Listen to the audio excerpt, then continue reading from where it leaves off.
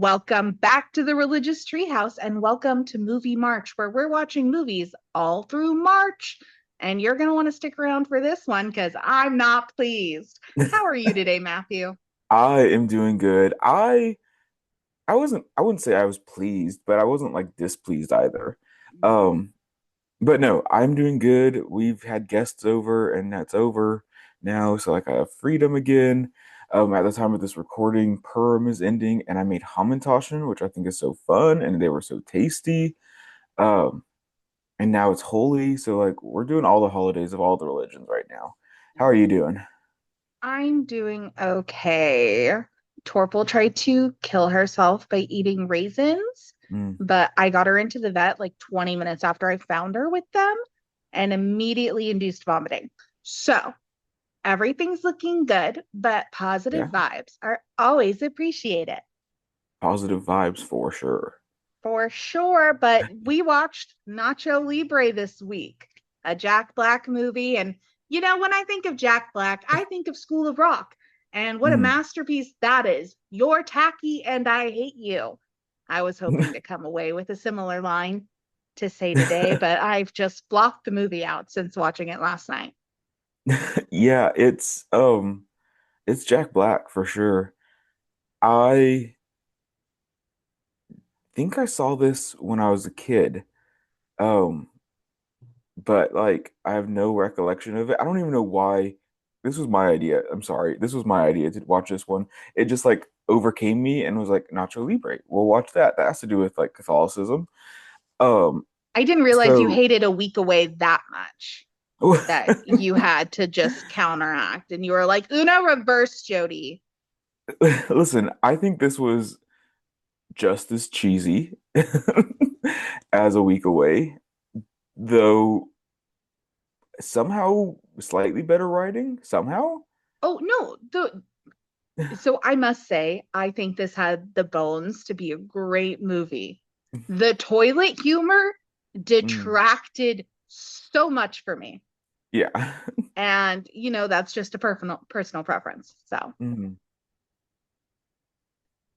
fascinating. But no, I think this connects to religion in some interesting ways that we will get into. I think primarily I'm interested to the connections with Exodus, and I'm interested with the portrayal of romance between Catholic brothers and sisters, monks and nuns, and stuff like that, because I think that's interesting how they did it here. yeah. And then, there's a subplot of like wrestling and all that. Oh, Subplot, that's the entire plot.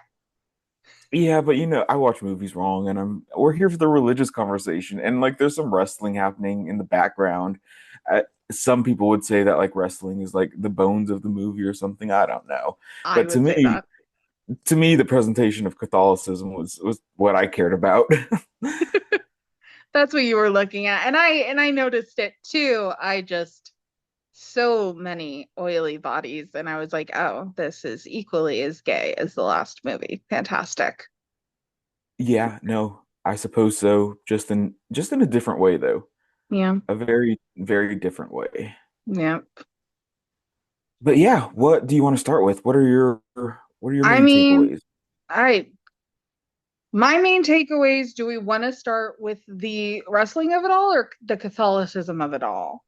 I mean, I guess we can start with the wrestling of it all, get that over with. I feel like this I isn't a great movie to like go scene by scene, how to analyze it. I think we need to look at it as like the overarching. yeah. So if you've seen Nacho Libre, cool. If not, Jody, would you like to give us a summary? Yeah. So there's this kid and he like makes himself a luchador outfit and then the monks he lives with say, "No, you can't be a luchador." And so then he grows up and he becomes the man who makes the stews at his mission On convent monastery, monastery. There we go. orphanage, monastery. Yeah. Orphanage. Anyways, he's the dude that makes the stew. He's miserable. A lady comes to town. Ooh, goo goo gaga, hard eyes. I don't know why we had to have A romance in nun. this, but okay. A nun. A nun. Romance can't happen.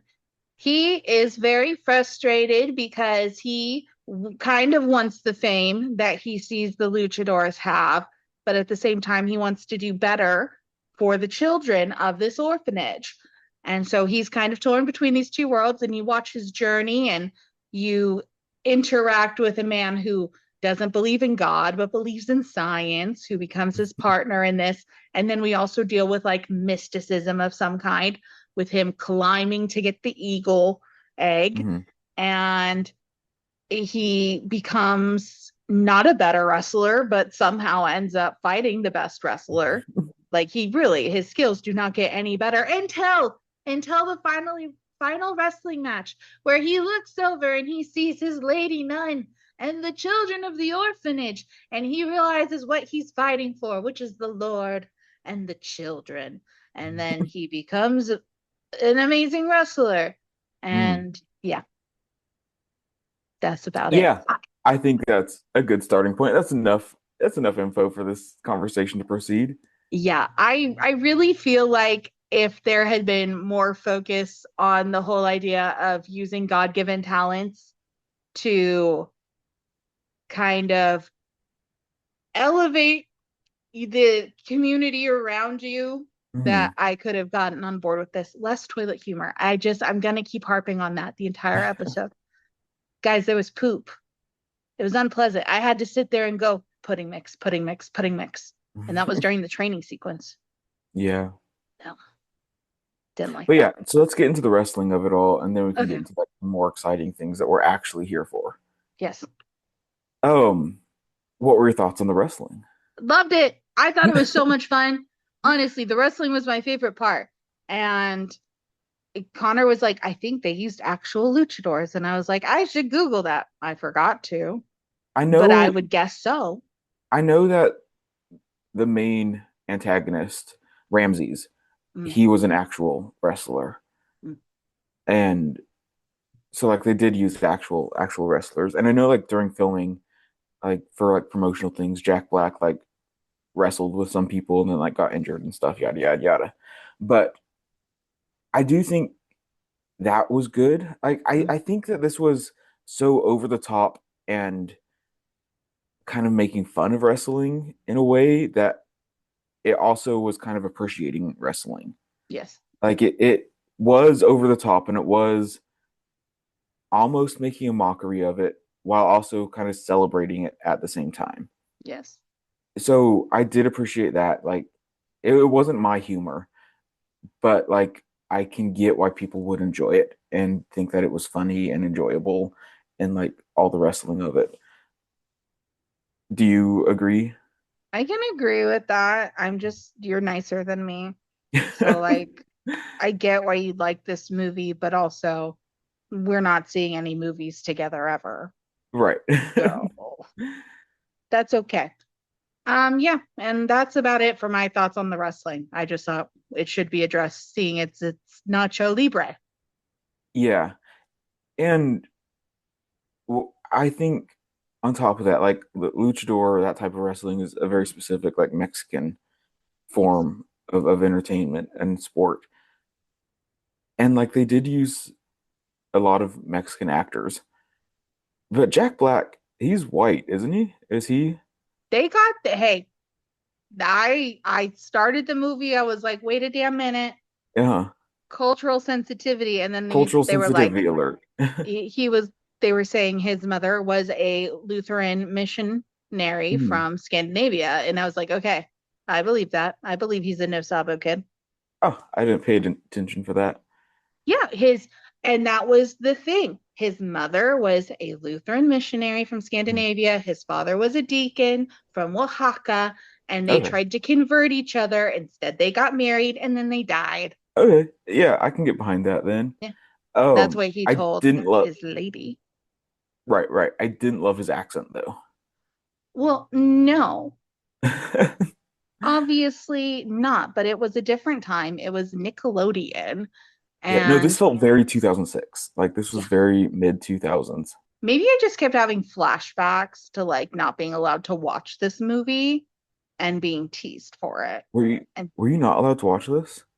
no, I remember crude watching this. humor. I remember watching this with my very religious friend when I was a kid who like Yeah. loved this movie.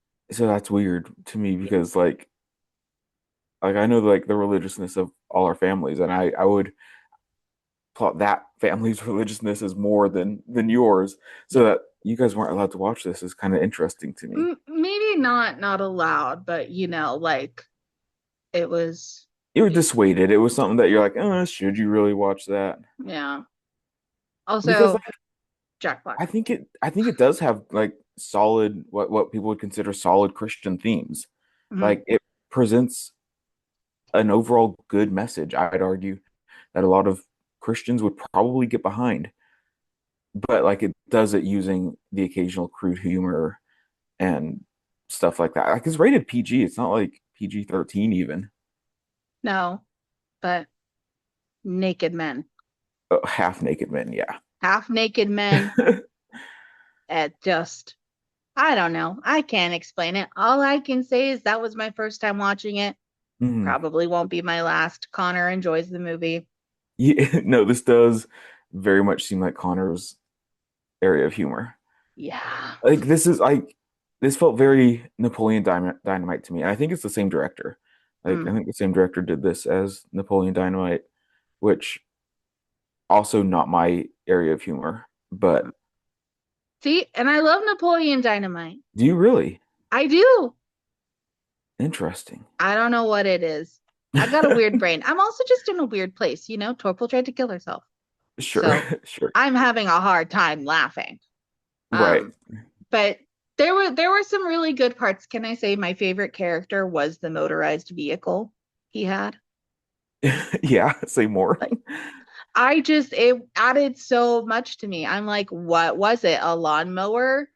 A bike? Mhm, Like, what was its original intent? How did they figure out this design? Is this something that is common in Mexico? mhm. Because it had like the bed of a truck, but in the front Yeah. kind of situation. It's like a little trike, but Yeah, like motorized. it was so cool. Yeah. It was so cool. I was like, I want one. I Yeah. want 10. I want a whole fleet. Give them to me. But back to the movie, back to the beginning, because the way they introduced this and him and his desire to be a luchador from the get-go, I Mhm, appreciated. It was very sad though to see where he ended up in his career because mhm. you would hope if they're forcing these children to undertake these certain tasks and roles, they would start to elevate them eventually, especially if they stayed around the orphanage. And he was just relegated to stew maker, Yeah. which when we did get into the monastery, I was like, are we going to go into the problems of monasteries and the problematic behaviors that take place there? We did not, but that was where my brain went first. Sure. Your brain does tend to go there. Well, Oh. yes, the world is dark. The world is dark, but that's not where this movie took us. Um, but I think it rather this kind of put a positive spin on monasteries and stuff like that, looking at like the positive that it can do in caring for orphans and stuff like that. Mhm. So I think while it did kind of jab at Catholicism here and there, it did present it in a positive light for the most part. Yeah. Um, especially like looking at Jack Black's character as like a kind of pure of heart, genuine Christian who like wants to do better for the world. And it kind of explores the theme of like, do the ends justify the means? In which his religion says, no, this form of entertainment is banned and bad.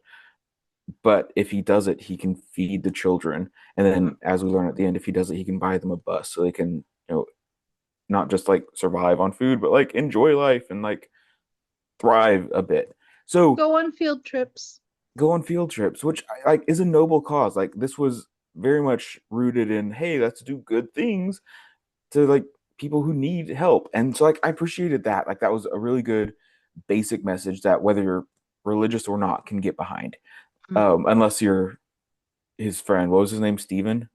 Yes. Um Who Steven believed in science? who believes in science and hates the orphans of the world, which honestly, that line there, how he hates the orphans of all the world, like the only time I laughed in the movie because it was silly and goofy. Can we But talk about him being unconsensually baptized? yeah, let's talk about that. because I was like, oh my gosh, how dare he? And then I thought, well, the Catholic Church does baptize babies without their consent. So, Yeah, I know I don't want to get into like the theologies of baptism from different denominations and stuff. But suffice to say, very few denominations would consider that a genuine baptism. oh my gosh. And all because they were going against Satan's cavemen. Yeah, and like understandably, like that was an odd choice meant for humor, and I didn't love that. But hey, I did. we I was like, that's funny. have completely opposite takes on this movie. That's so funny. We really do. It's fine.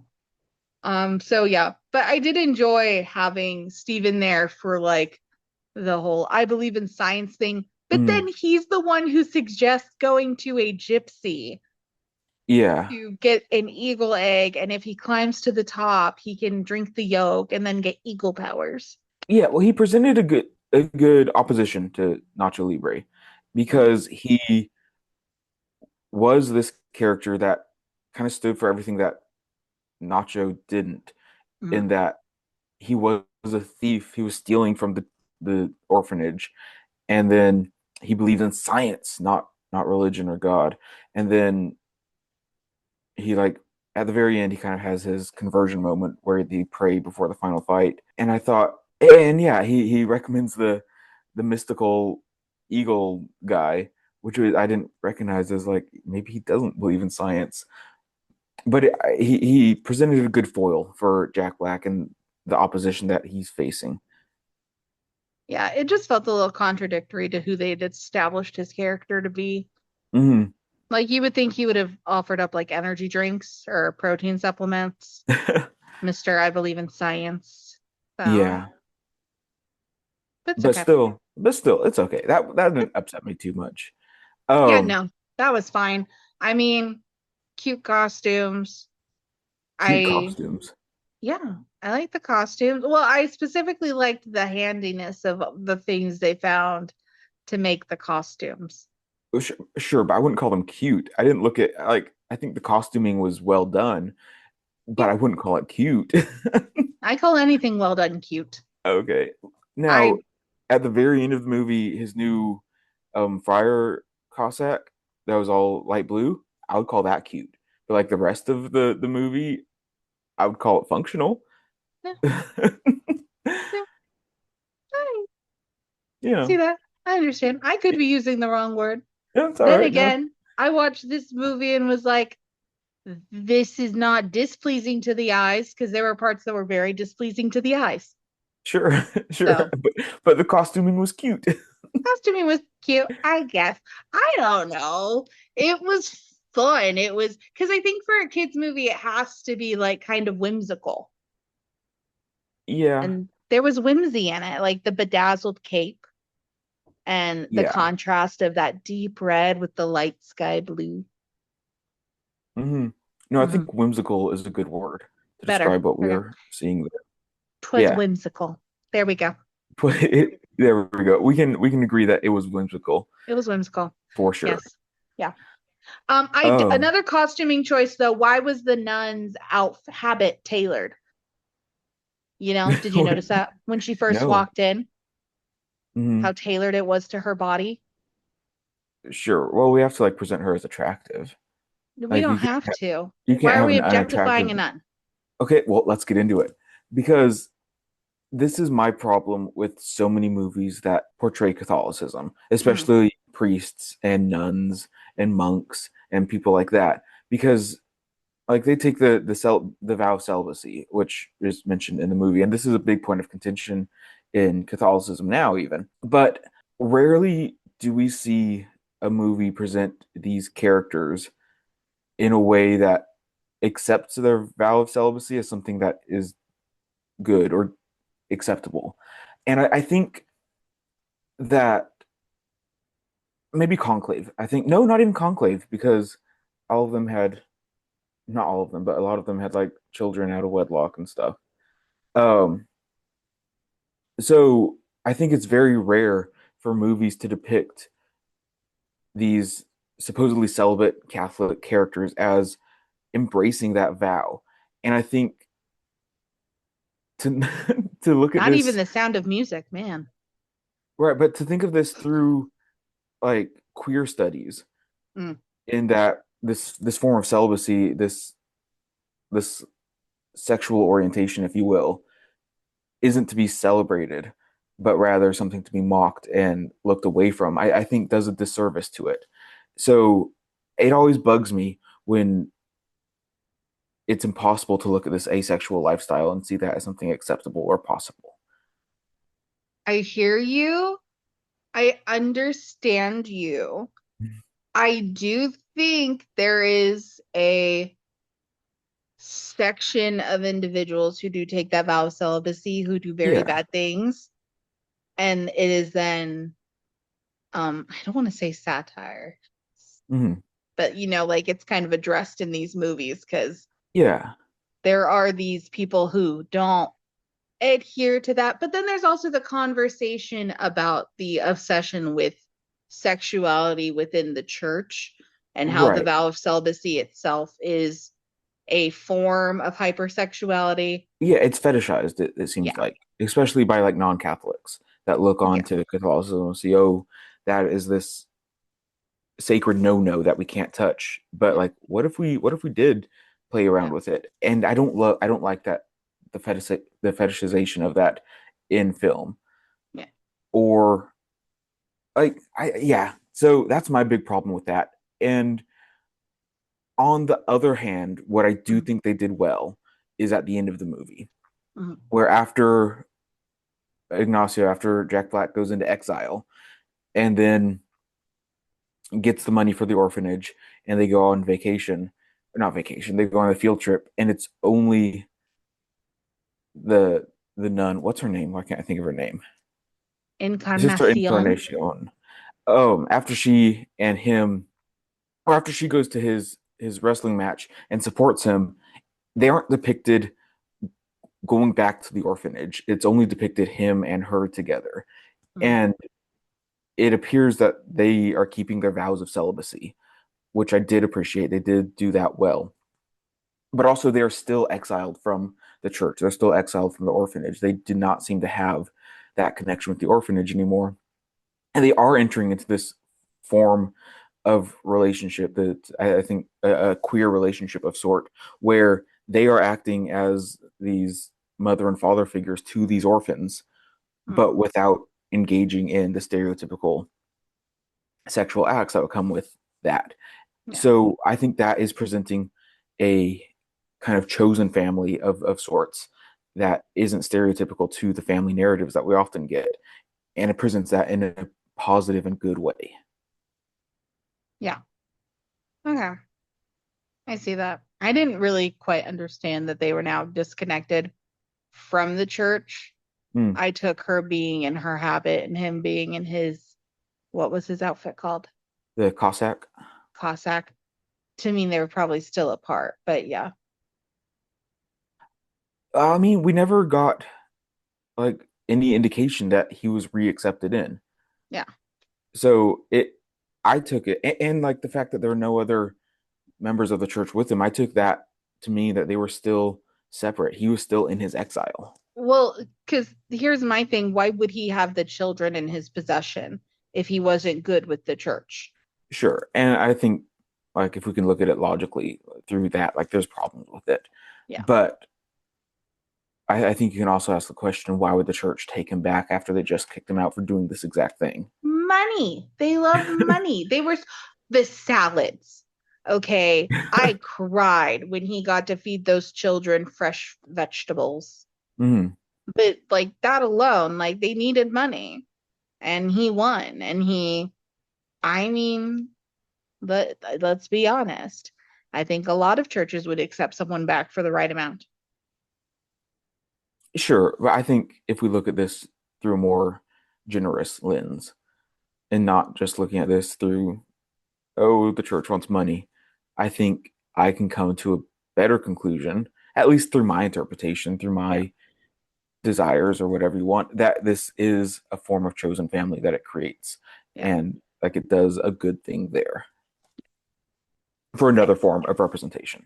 As we already discussed, you and I saw this movie very differently. We did. But yeah, so that's my thoughts on the portrayal of friars and nuns and priests and stuff Yeah. as sexual beings and how What movies do them, which a weird time, I think. I don't think I expected to talk about this for the first time in our movie reviews about Nacho Libre. But hey, who knew? Who knew? What there was a oddly sexual tension to them breaking bread together, the toast scene. Sure. Yeah. Yeah. And I think that was just Jack Black's comedic. Like he's a very physical actor, Yeah. a physical comedian. Yeah. And so he does that well if you're into that. But I don't know. I didn't love the humor of this. The physical comedy of it was meh. The verbal comedy was eh. But I understand why people would get behind it. Do you want to discuss the exodus of it all? I would love to discuss the exodus of this all. Because Hit I me with it. because I Googled this. I was like, there's gotta be someone saying this online. And maybe they Mm, are. I Googled this for like 20 minutes, so maybe I just didn't look far enough. But with the main antagonist being Ramses, mm, which, as we've discussed previously, is not mentioned in the Bible, no. but is often depicted as the Pharaoh um, that Moses flees from and into the wilderness. So like that was my first indication that there's something to do with Exodus here. And then he goes into the exile as like he leaves the the church and goes off into exile. There was, I think, a very distinct representation of Nacho Libre as a Moses figure, where he's leading the charge to try to take care of these people. He's just as like Moses is leading them out of the wilderness, Nacho is trying to feed the orphans. And it's not a direct one-to-one comparison, but I do think that the Exodus narrative was for sure a influence in this script and how it portrayed. And then the overarching song, the religious man song. Mm, Let's detour. Let's talk about yeah. the score of this. Let's talk about the music of this all. I love the music in this film. I don't know if you have thoughts on it, but I loved the like fun, Yeah. funky vibes with like a Latino twist on like pop rockish stuff. It was fun. No, it was good. I was just very confused when the second song was in Portuguese. Oh, So I was like, that's weird. This should be Spanish. But sure. okay.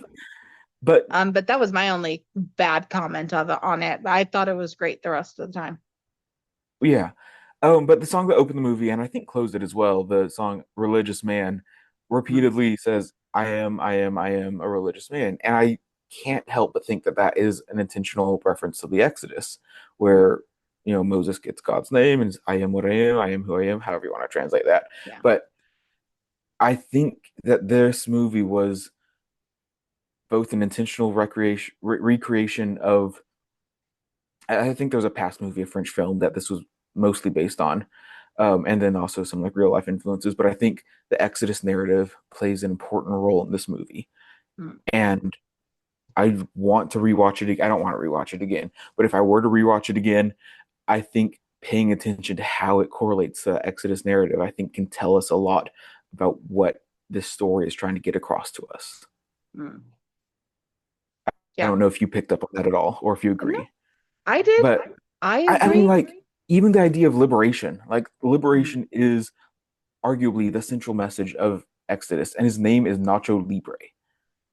So I think Exodus, like, to understand Nacho Libre, we have to understand Exodus. And I think maybe if I rewatched it, knowing that going into it, I would appreciate this more or less. Maybe they did a bad job of it. But I I think don't. fundamentally, Nacho Libre is a biblical movie because it's a recreation of Exodus. No, you lost me. No. Okay. No, no. Like I'm kind of there, but I'm also not there because I'm like Ramses could have also been like the golden calf situation. I could see that. Like I can see Exodus. I do. Uh-huh. I don't think it was as heavily an influence as you would want it to be. Interesting. I think there are vague notes of it. There's essence. There is Yeah. essence of Exodus. Um, Yeah.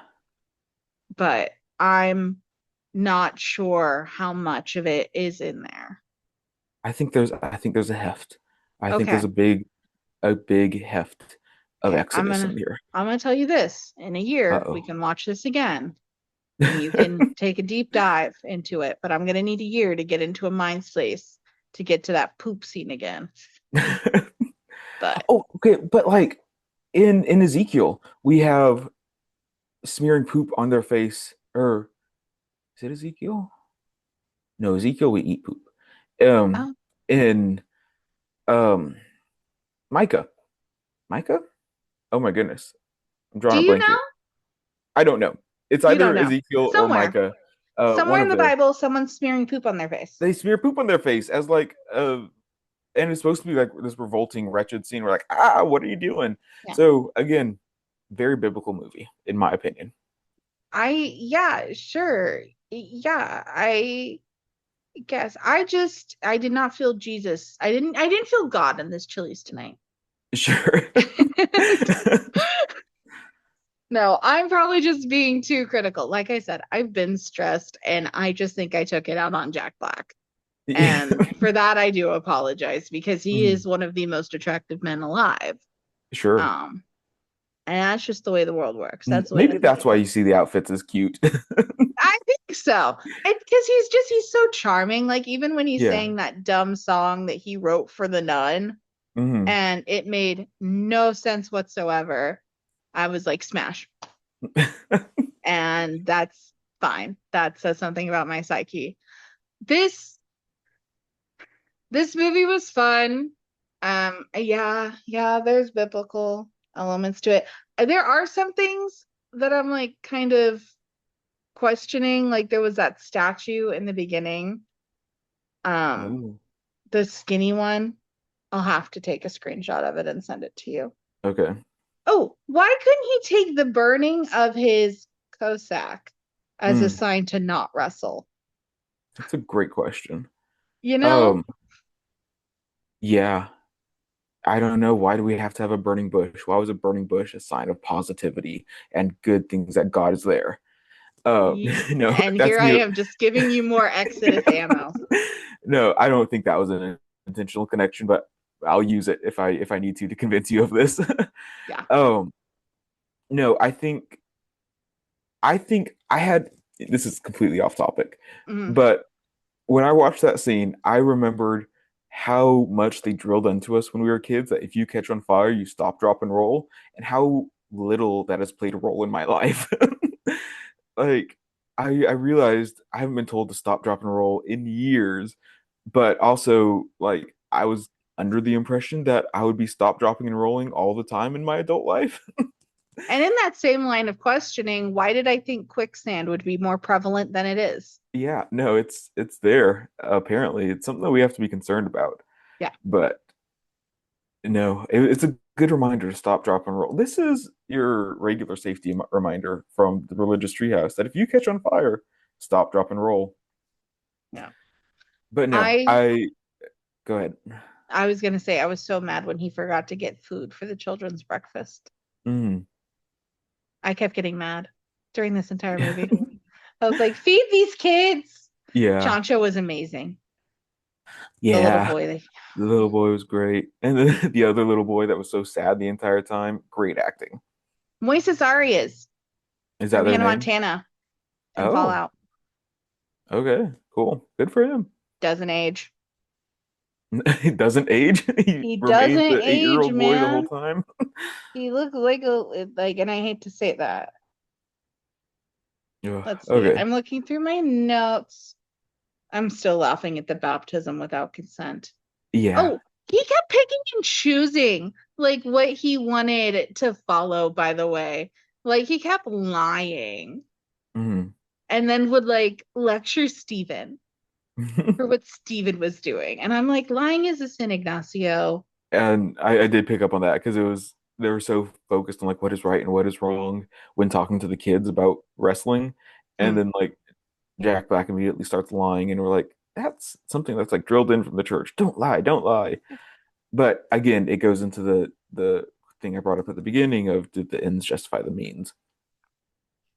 But it was an okay movie. Mhm. Yeah. No, I I think especially for this not being like an exclusively like Christian production company or anything like that, for this just being, a secular film, in that it presented Catholicism in a fairly positive light and like presented a charming, good message of help the poor and all that type of stuff. And then all the other things that we talked about, like creating your own family and stuff like that. yeah. So overall, I'm like fairly impressed by this. Did I love the comedy? Not at all. Did I think I get out of it what they wanted me to get out of it regarding enjoyment and laughter and whatever else they're going for? Probably not, but it was decent. I thought it was a decent film. What would you rate it? I think I'd give this a solid 2.5 out of 5. Like, wasn't my favorite, but it could have been worse. Okay. And I think it could have been a little more culturally sensitive. Um, but you win some, you lose some. You win some, you lose some. I wanted Fred Armisen in this movie Oh my goodness, he would have somewhere. been so good. Right? He would have been so good, like as an announcer or something, or like the manager Yeah, of one of the luchadors. right. I mean, if he wasn't Greek, but yeah, Yeah. Sorry, I just think of him as no, Uncle for Fester. no, Um, for sure, I agree. yeah. Because like in his role in the Little Hours, like if he just like reprised that, or I suppose this would have been first, but like if he took on that role as like one of the old monks, it would have been Mm, so good. so good. I will give this 1 star. I Cool. bumped it up a half star since we started this discussion because I realized I was being too mean. Mhm. But yeah, I think I'd give it another try when I was in a better mood. Sure, sure. They're really those raisins, man. Those raisins Those got me reasons, all messed up. which is valid. Like, Yeah. and this, I was thinking about interpretation earlier today, as one does. Mm. And what one of this is a complete detour, has nothing to do with what we're talking about. But like when we look at biblical interpretation or anything like that, it annoys me so much when people are just like, I'm just reading the text. I'm just reading. I'm not interpreting it. It's just there. Just look at the words. And it's like, no, that's not how any of this works. Like, just imagine like our moods. Like, I think there's tons of movies that I've watched when I was in a bad mood and I thought, oh, this isn't a good movie. And there's tons of movies that I've watched in a good mood that I watched. I was like, oh my goodness, this is great. And then when I rewatch it in, an opposite or more neutral mood, I'm like, oh my goodness, what was I thinking? So, and that's all an active interpretation. Like, what does this mean? Is this good or is it bad? Like, it applies to religious interpretation too. Like, if you're in a bad mood or something bad has happened recently to your life and you're in the act of interpreting something, then that's for sure going to influence how you interpret things. And just as how you've lived your life in the past or your status as a human or as, a different class or a different gender or anything like that, it's going to inflect or it's going to impact how you interpret things. And I think that is seen here through this movie, how our various moods impacted how we saw this movie. Thank you, Torpal, for the inspiration. Thank you, Torpal, for letting me rant about biblical interpretation during Nacho Libre.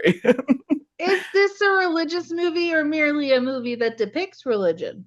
I mean, I think I would argue this is a religious movie, That's wild. and this is where we strongly disagree That's because crazy. I think I think this also has a moment in pop culture that Yes. exists, and there is a sense of devotion that comes with it through that. For me, it's hard to separate, pop culture strong devotion from like religious devotion. I think there's a lot of parallels, if not the same thing.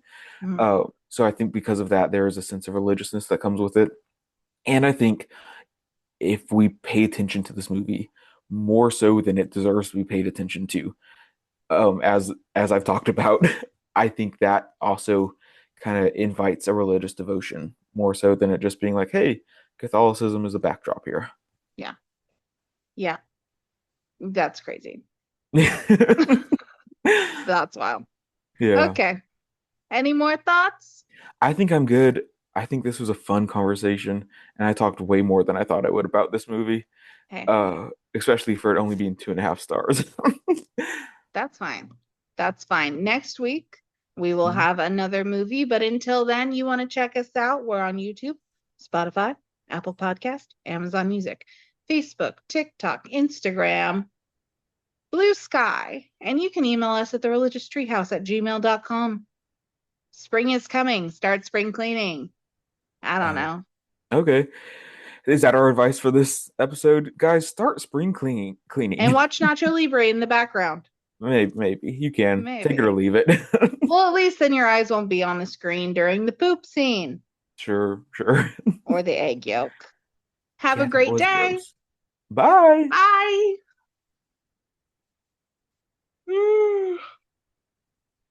The soundtrack was great. I don't know what you're talking about. I love that I, soundtrack. I've it added was Religious Man to my playlists.